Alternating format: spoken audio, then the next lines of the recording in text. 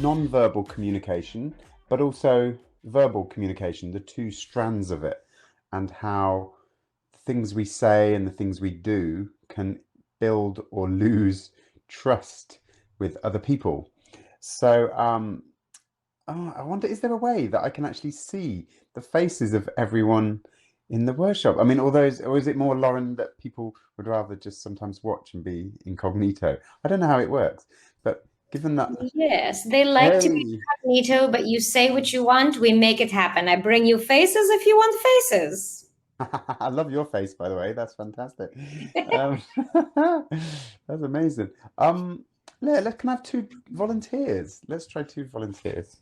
Please write your name in the chat or raise your hand if you would like to have a face.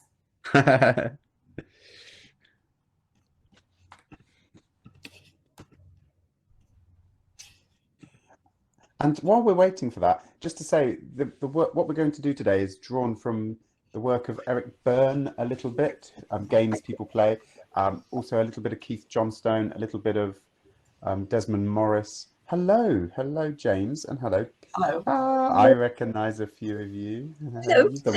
You've done workshops with me in Hong Kong. Oh my goodness, more people are popping up. Fantastic. I'm more than happy for people to just watch as well. So if you don't want to appear on screen, I totally respect that. Please go on mute unless you are speaking, participants. We're getting some echo. That classic scratchy noise of people moving things on their desks. So yeah, you can be my guinea pigs for the other people watching. So, there's so many different areas I want to look at. But first of all, I wanted to explore this concept by a man called Etienne Decroux, who had worked with Jacques Lecoq in France. He was a great mime artist, great sort of body language expert, and he divided up the body into zones. And he talked about how when you communicate with people, for example, if I'm further away, if I put my energy in my hands, then I look like quite a thinker, quite an intellectual person. I'm going to get you to demonstrate in a minute, my guinea pigs.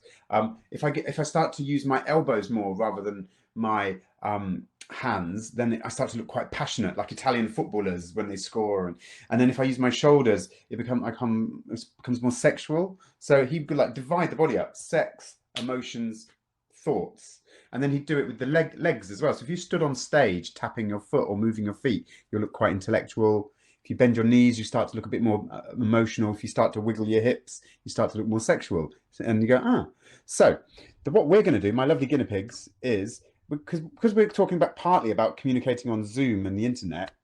I want you to he also said you could divide your head up and your face up. So just those of you that are my guinea pigs, if you could just touch this area, try to make it look as natural as possible, but have sort of just maybe one hand or two hands, or imagine you're having a conversation and someone is doing this. So it's going to, obviously it's a classic sign for headache, but also experiment with, what if it's not headache, but you've just got a hand up there as well. So yeah, it's like, that's interesting. Rubbing it is interesting, isn't it? So like, doesn't look like they're totally. So this is a thing that you might do while you're talking or whilst you're listening with somebody else. And as you do that, no matter what words are coming out of your mouth, people will be reading your body language and making assumptions. What about now your lips or your mouth or your hands? So have a hand near your lips. And imagine Kay was talking to James. And now there's different ways. That's interesting. James is tapping, isn't he? So that's kind of like not totally sure. He's like, if you do it really slowly, just rubbing your hand across one lip, maybe the bottom lip, maybe the mouth slightly open, that will have that will communicate something very different. So much more like maybe they're fancying you or something. Do you know what I mean? Whilst you're trying to turn them on. Like the more you open your mouth, probably the more the signal becomes much stronger. And then what about your eyes or around here? Obviously, the most obvious thing is like dabbing your eyes. You know, you're going to look very emotional if you're communicating with someone. That's a really obvious thing. But even if you just gently touch near, oh yeah, yeah, just very near your eyes, you might start to look like a little bit more emotional. So basically, I'm saying just be aware when you're communicating, any kind of touching of this area will make you look intellectual. Any kind of touching here will make you look emotional. And anything here might look sexual or worried as well, I suppose, biting your lips. So I'm just getting us to think about how everything we do communicates. Thank you, guinea pigs. Every place on your body that you touch will communicate. So either on Zoom or in the real world, if you I mean, that's your face, but also if you do gestures in this area up here, like Bill Gates does, you'll look quite intellectual. If you do gestures here, you'll look quite emotional. And if you do gestures here, you'll look. This is actually probably the best place to do gestures when you're trying to communicate and build trust with people. This is called the truth plane. You don't want to be doing gestures down here or having your hands too low below your waist, because that starts to, again, take on a sexual meaning. So politicians I work with, business people I work with, I encourage them to do a lot of this sort of gesture. I mean, my guinea pigs, if you want to stand up, feel free and just practice doing this sort of movement. And it's been shown, lots of studies have shown, if you do gestures like this, it really, and open as well, rather than, again, if you close up, then they're not going to necessarily trust you. That's going to maybe start to undermine the trust you're trying to build with someone. But that's lovely, Kay. Yeah, that's it. Yeah, just smooth the speed with which you move as well. Again, if it's all too frantic, is that actually going to build trust and help communicate with people, or is that going to communicate a sense of anxiety? So you've got to, like Shakespeare says, beget smoothness, and then that'll build trust, a sense of calm. Open gestures, palms, that's a very good area to show as well. So I want you to, in a minute, go off and practice some of this body language stuff. Thank you, my guinea pigs. Very good. So let's send you out into breakout rooms. I'm going to put you into pairs, and one of you be A and one of you be B, and so that you can feel the physiological effect of what the other person is doing. One of you is going to be very closed, protect your throat, don't do open gestures, hide your wrists, and the other person is going to do much more open gestures. And also think about in terms of your face as well, frowning and shutting down. I mean, some of this is quite obvious, but opening your eyes a little bit. Also, let's practice when you're doing the open gestures. And if it's maybe quite small, you can still do quite open gestures, even if like I've come quite close to the camera now. You don't want to overdo these gestures because you look like a maniac. You've just got to make it look natural. But also, you have a choice. Either practice, if you can go far away, practice the open gestures. If you're sitting down or in a small space, or you can't do that on the camera and you've only got this area, then do another thing called friendship recognition signals. So like lift your eyebrows occasionally, small nods, tilt your head slightly. So these are friendship recognition signals build trust between people. It also makes you look like an active listener.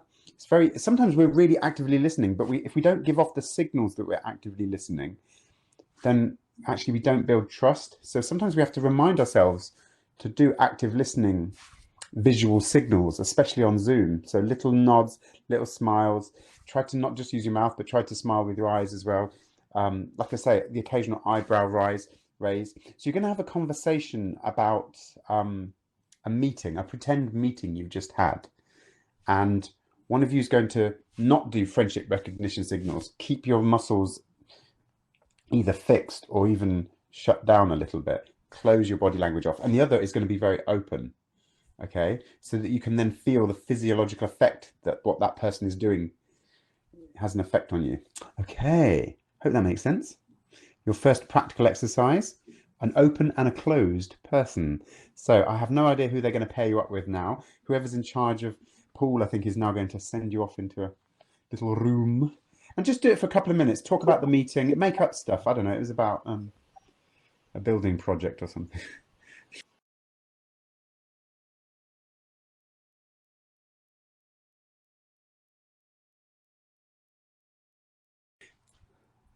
Fab, hello.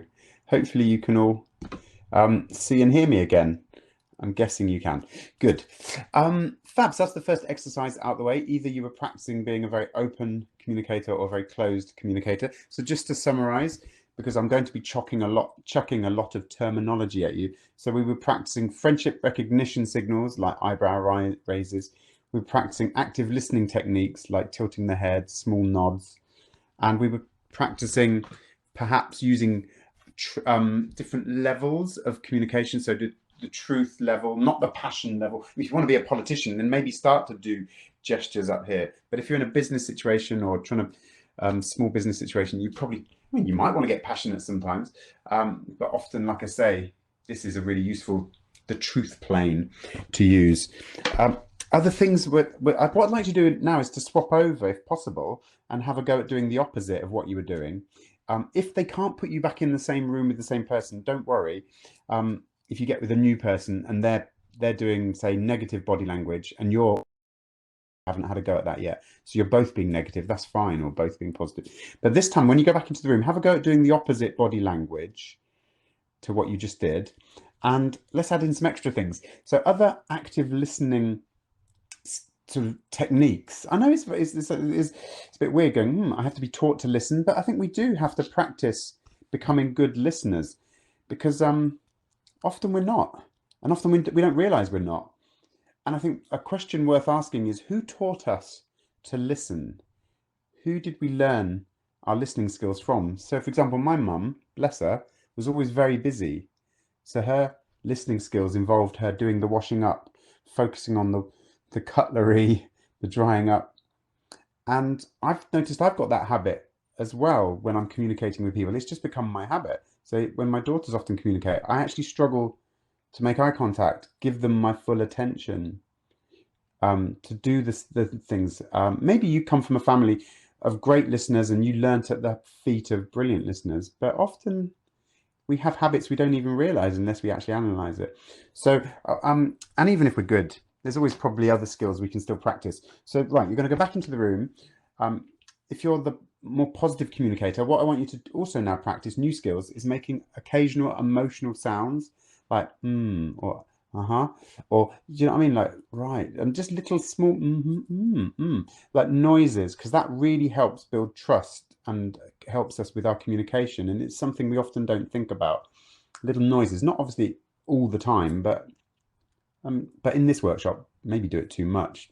The other thing is think about the direction. So again, it's amazing how many people, when they're communicating on Zoom or in live, they're sending their energy, their direction in somewhere else. Doctors, I do a lot of workshop with doctors, car salesmen, all the rest of it. And I'm really encouraging them to turn and face whoever you're communicating with. Give them your heart, give them your face. So practice doing that if you're the positive communicator. If you're the negative one, do the opposite. Start to turn away. Spend 50% of your time looking at something else, your phone, your watch, your hands, out the window. It's amazing how many people do this habitually without realizing it. You know, there's nothing worse than being at a party and someone's talking to you and they're busy just kind of looking around at, yeah, absolutely, yeah, just looking for the boss to network with or something.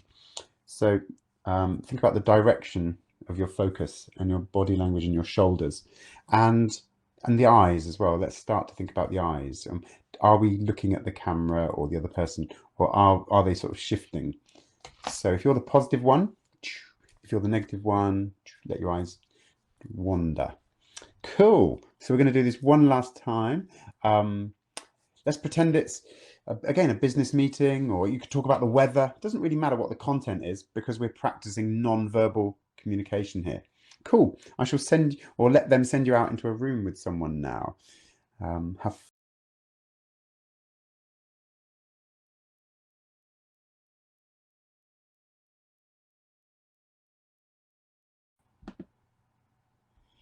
welcome back, everyone. Cool. So that's covered sort of the listening side of communication and what signals we're giving off whilst we're communicating, but also while we're listening to other people, because it's a constant flow, isn't it, of give and take. Let's move on now to look at language and words. what I want to talk about is a thing called strokes. It's a lovely terminology that Eric Byrne uses. He says when we speak to someone and say something to them, it's like a physical touch, and it's how we groom each other. You know, like monkeys groom each other, and obviously human beings sometimes do as well. You know, I used to lie on the sofa and my mum used to stroke my hair. So we've still got those deep impulses inside us to groom each other. Sometimes we can't do it physically because we're over Zoom and locked down, or in different countries, or maybe in a culture where touch isn't so accepted, or in business situation. So we groom each other through the words we use. So it's not as physically satisfying as being touched. So sometimes a minute's worth of touching, the equivalent of that is probably a 10-minute phone conversation, and we'll feel it'll take 10 minutes of talking to give us the same sort of physiological impact of just 60 seconds of touching. So it's interesting to think about words in this way. It really helps. And like I say, Eric Byrne says he calls it strokes. So if I meet someone and I say, "Hi, how are you? How have you been?" He would break that down and say, "You've just given that person 3 strokes. Hi, so you've acknowledged them. It's like, how are you? Number 2. How have you been? 3 strokes." Now he says when a relationship's working well and when communication is working well, the other person ideally should stroke the other person 3 times. If they don't, and if they only stroke them once and just go, "All right," then there's an imbalance in the relationship, and that can sometimes cause communication problems. So let's have a practice of doing that now. In fact, let's get 2 volunteers up on stage rather than sending you off into a breakout room, because maybe not everyone wants to do exercises all the time. So let's have 2. Can we have 2 volunteers appear, and then I'll tell you which you're going to be. So we will add Anki to the stage. Come on down. And who else? Raise your hand or type in the chat. I see another hand. hello. So is this Anki? Am I saying that right? Hello to you too. This is Anki. How do you say your name? Anki. Anki. Brilliant. And James. Hello, James. Hello. So let's have Anki be stroke James a lot verbally. So you are interested in him, you ask him how he is, and James, you're going to give like 1-word answers, very short answers, and you're not going to ask much back. You're not going to, do you know what I mean? So there's going to be an imbalance in this communication of strokes. Does that make sense? Yeah. Okay. So let's imagine you haven't seen each other for 3 months. You're friends, and you haven't seen each other for 3 months, and you're having a Zoom conversation.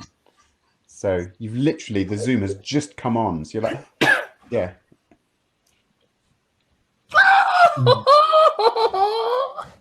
Hey, so great to see you. Oh my God, new hairstyle. Oh, you look great. How are you?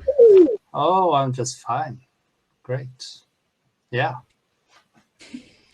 Is there anything new in your life? What have you been doing for this past 3 months? Oh, same old stuff, actually. Same old. Okay, so you're working, you're still teaching, right? You're still going to the gym 3 times a day, right? Oh, absolutely. Gym 3 times, yeah. That's great. That's great. So life is basically the same, right? It's good. It's good. I'm glad I initiated the Zoom call. It was good. And stop there. Perfect. That was a perfect example. Brilliant. Very good. And everyone at home will be like giving, like clapping. And yeah, I hear it. Can you hear it? Very good. You can feel it at home as well, the imbalance. And but what's it feel like for you two? Any thoughts? Fascinated. Anki, what about you? Well, as an improviser, this was really great because it really pulls out the emotions. And if you want to be authentic, you really, there is a little bit of disappointment, when there's absolutely no question back, and also not a true will to respond to my questions. So it's very demotivational, it was nicely done by James. There's a lot of similarity, isn't there, between Keith Johnstone's improv or any improv teaching about offer, accept, build, Yes. and the transactional analysis of Eric Byrne, and how it's all about offers and accepting. Yeah. How about you, James? How did you find the exercise? Personally, I think it's a little bit uncomfortable to just be responding, very short. I like what you call the balance in things. And kind of her excitement to meet it, kind of, and to be kind of reserved is, for me, it's very uncomfortable to not meet the other person kind of in the same energy too. That'll be interesting as well. Let's do it so that you are just as excited to meet her, and you pop it out.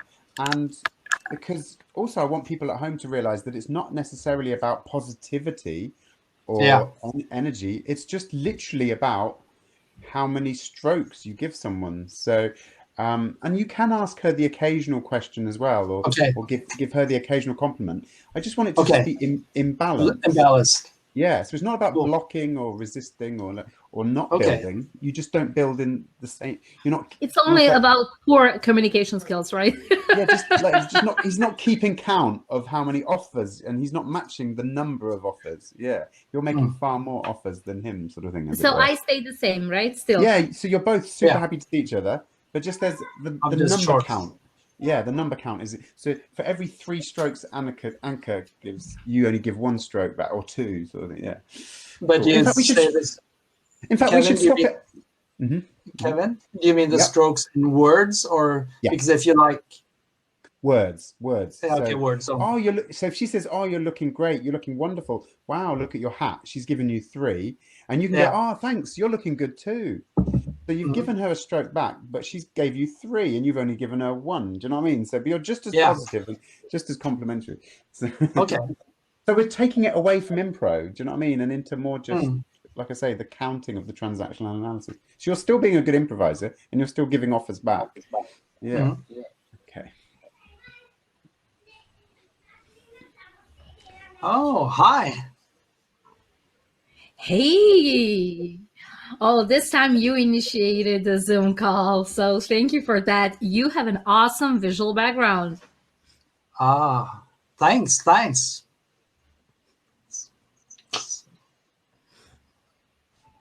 So what you been doing lately?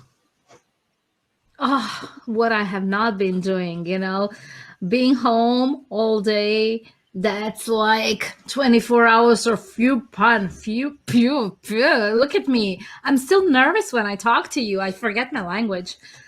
Well, it happens. It's a lot of alone time then. Well, it depends how you describe alone time.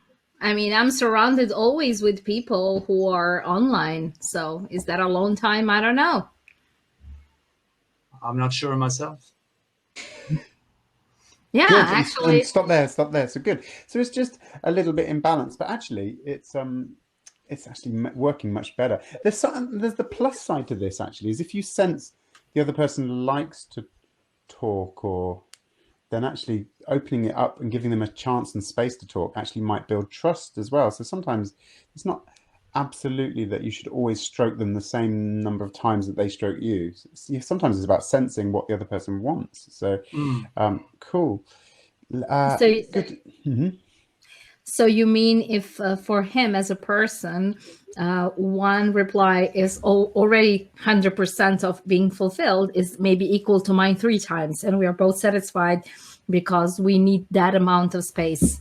Yeah, sometimes it's about sensing how many verbal strokes somebody needs. And yeah, some people need more than others, don't they? So yeah, absolutely. Let's look at want to move on and look at status as well. So as well as strokes and trying to balance the number of, and I suppose strokes is in terms of compliments or attention. But let's look at status now. So what I would like to do is, James, I'd like you to blink less than normal and blink less than normally you would, and hold eye contact with her. And Anka, am I saying that right? Anka? Yeah, Anki. You're going to blink slightly more than usual, and you're going to make and break. You're going to look down and back a lot. You can't hold eye contact, so it's down and up, down and up. Okay. And James is the opposite. Yeah. Are we doing anything about strokes, or is it like? We'll move on that. Yeah, because it's such a short workshop. I don't want to overload you, so we'll just concentrate on eyes now and how we communicate with our eyes. So all I think about is not blink, just hardly blink at all, and focus on them. Yeah, you like to hold eye contact. Yeah. Okay. You're talking about how many books you work for a book company and how many books you've sold this month.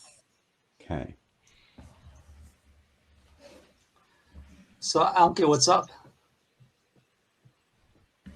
I was just counting how many books I've sold. And what's the number now? 452. 452? How do you do that? God. If I would tell you, you might do it better than I would. So. And that's what I'm actually trying to find out, to be honest. Because you got some tricks, I'm so sure. You're doing something that I don't. Because how many did you sell? I think it was 7. Wait a minute. No, the one has been returned, so it's 6. Okay. Well, that's pretty bad. So would it be possible that we meet up sometime after work and you kind of coach me? I mean, I really need it. Well, I could. Okay. Yeah, it would be very nice. But don't expect miracles, okay? Any what? Oh, recalls, no. Miracles. It's don't expect you're gonna get like huge sale after an hour of our conversation, okay? Yeah, but you're doing some kind of magic, and I believe magic is contagious. Well, I'm serious. Then we have to hang out a little bit more. Yeah. Maybe in some uninformal setting. Good. I'll stop there. Very nice. Lovely work. Very good. You sustained that for ages as well. Very good. And I don't know about people watching at home, but it's really fascinating. My sort of feelings about both of you fluctuated and changed. But I'm interested to hear what you thought. How did you feel, or what were you getting from the other person? How did the other person make you feel by the way they were behaving? Yeah, who wants to start? I felt more in control, kind of control of the situation. I felt kind of comfortable around her, even though, I mean, I didn't look at her as nervous. Maybe I didn't feel that she was nervous, but maybe she felt that. I'm not sure. Definitely. So that's something you felt more in control. And obviously we're looking at status here. And if you blink less and hold eye contact, your status goes up. And so if I'm in a situation where maybe I'm in a meeting and people being quite powerful and very confident, if I'm dealing with BMW executives, then I sometimes have to, I think, if I'm going to have any respect in this room, I've got to raise my status to their level without not confronting them, just look confident. So then I'll consciously go, I'm going to keep my head stiller, or I'm going to hold eye contact, or I'm going to blink slightly less and still be smile, charming, but I'll just give off an air of more confidence, more status. So they'll be like, wow, this is someone who's an equal. They deserve my respect, because my natural habit is to move my head a lot and blink a lot and do what Anki was doing. But I realized my natural facial and body habits are not going to help me in that situation. So it's so useful that Keith and other people teach this, because you can adapt. And then likewise, if I'm if I'm teaching a group of very nervous actors and they feel intimidated or shy, I'll deliberately move my head more and blink a little bit more and lower my status to make them feel less intimidated. So it's a useful way of communicating. And Anki, you came across, it's really funny because sometimes you looked just very charming and sweet, and then other times it's nervous, and so there's positives and negatives to both. The positives of low status is you come across as charming and sweet. The negatives is in the wrong situation, you can come across as insecure and a bit. And likewise, James. Well, if you wanted to know all my secrets, of course I'm insecure. Exactly. And James, you looked very confident, which was great. And on the plus side of what you were doing is that it comes across as confidence and security, and that gives other people maybe a sense of security. The downside is it can come across as threatening or judge, and sometimes it was, that stillness and the lack of blinking can be a bit intimidating. So I'm just trying to get everyone to be aware of, and it's not something fixed. We can alter it depending on the situation. And yeah, brilliant work, guys. Hello, Laura, looked like you were going to say something. I just want to show up and read some of the stuff in the chat so that it gets documented and can get signed for us. There's a question: does the stroke definition method differentiate between questions and statements? That's a really good. No. So if I go, how are you, Anki? How's life? I've given her 2 strokes, and that's questions. And then I might say, you're looking well today. Looking very. I like the way you've done your hair. So that's statements. So that it works either way. It tends to be about, if it's more about them, then the stroke is stronger than it's beautiful weather today. That is still a sort of stroke because I'm still interacting and giving her some sort of sense of being seen and heard. But the stroke will have a stronger effect on someone if it's personal and about them. Obviously now we're going to move on because we've got, I'm happy to overrun a little tiny bit. It's nice to think about, obviously they're compliments, so they are strokes. But of course, what we could say, that was a bit stupid of you, Anki. Now I'm punching you or jabbing you, which can have the opposite effect on someone's sense of self-esteem or self-worth. And so if you don't mind, because we've only got a few minutes left, do you fancy being my guinea pigs for the final exercise as well? If others are not too eager, then yes, but if someone else wants, they actually maybe we should get 2 other people. Are there 2 other people that fancy having a go at them? And thank you guys for being my lovely guinea pigs. If you would like to join the stage, please write in the chat or raise your hand if you would like to join the stage. I'm adding K Ross, and any more for any more?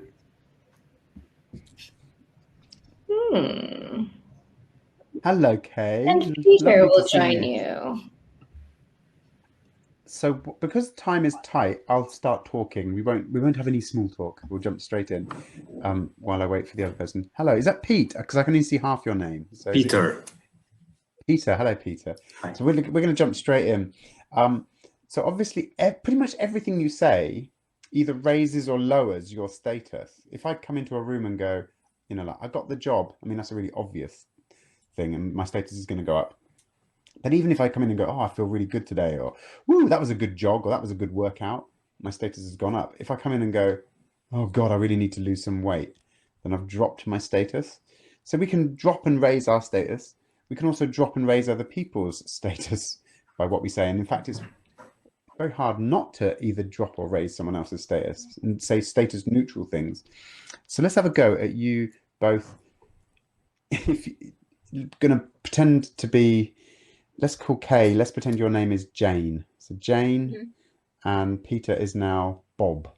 So Jane and Bob, if you want to change your name in your boxes, that might help as well. So the reason we're doing this is to make it less personal, because you're going to drop each other's status. So Bob's going to be a bit drop Jane's, and Jane's going to drop Bob's. So you're going to say things to the detriment of the other person about their work for the book company. You work for the same book company as Anki and the other chap whose name is James. I don't know how to change the name in this box. Not like, don't worry about it, Kay. Okay, it's cool. Okay. It's cool. So the scene starts with Kay going, "Hi, Bob," and then you immediately say something that drops his status.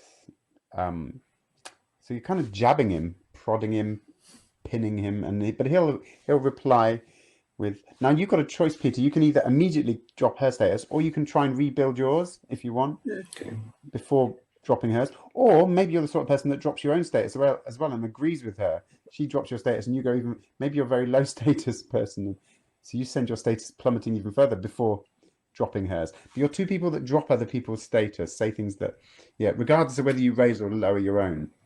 Okay, off we go. Hello, Bob. You're late again. Hi, Jane. Yeah, as always. I wasn't expecting you on time either. Oh, good one, Bob. But you've been late for the past 3 days in a row.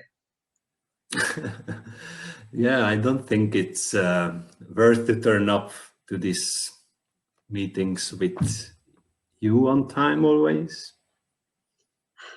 Well, I just think it's polite to be on time, I mean, it's company policy. That's true. And who wrote the company policy? Wasn't it you? Well, yeah, that's my job, and I think I'm pretty good at it. It's cute that you think that way. And stop there. That was great. That was really good. That was a very subtle drop as well. Nice one, Bob. very subtle dropping. I like the way you've both mixed it up. Sometimes you kind of actually tried to correct the dropping or alter, so and raise your status before dropping the others. Very nice. Very nice. What if, just to finish off, we'll do one other thing. So, Kay, let's say you're going to drop your own status now, but raise Bob's. So you think Bob's great, but you're a bit hard on yourself. Bob, you're going to have a go at raising hers and dropping your status as well. So they're two low status people that put themselves down but raise the other person. This will be a real challenge for you both, because it's really hard not to block. Do you know what I mean? Because to see if you can somehow still accept each other's ideas. Okay, off you go. Bob, I wonder if you can help me. I've drafted this press release, but I really don't think it's very good. Oh, Jane, don't say that. My press releases are the crappy one. You always write the best one. Now, let me have a look. Oh, gee, thanks. I'd really appreciate your help because, well, I haven't been doing this for very long. Much longer than me, I'm sure. Much longer than me. You are the expert in this one. I'm dying to read it, yours. Oh, wow, thanks. I've been studying. I've done a course about marketing. Yeah, but it's hard. It is very hard. I have no clue about marketing, and I admire you that you study this actually. How is it? Good, and stop there because I want to analyze. That was lovely work, really lovely, really good. So what Eric Byrne would do is he would then get a type out of your dialogue and he would go through it, and especially with couples that are maybe struggling in their relationship or businesses that are where their communication skills, and he would break down like, oh, is that a stroke, or is that are you raising or lowering your? So Kay, you did a really interesting thing. You went, oh, thanks. So you gave him a stroke for the compliment. Then, interestingly, you raised your status by going, yeah, I've done it. Did you say I've done a course on it or something? So then you raised your status. But then I think you realized that. So then you followed it with but I'm finding it really hard. And then dropped your status again. So that was really interesting. Like each of your offers did something different. One was a stroke for him. One was a build your status. And then one was a drop your status. And likewise, Peter, you did quite a few of those as well. One time you did a run of 3 strokes in a row. Which kind of really built her up. Lovely work, really nice. We've come to the end of but hopefully that was in a little nutshell. You can see how there's, like I say, the Eric Byrne stuff is quite useful for improv as well, and how everything we say is. So my point I suppose to take away from this is we have to be really careful what we say, because if we're not careful, we can damage the communication between each other if we drop someone's status. Or instead of stroking them, we punch them or jab them. So we have to be very careful about that. And if we think in terms of strokes and building someone's status, then that will help our communication skills in the workplace. And the only other thing to take away from this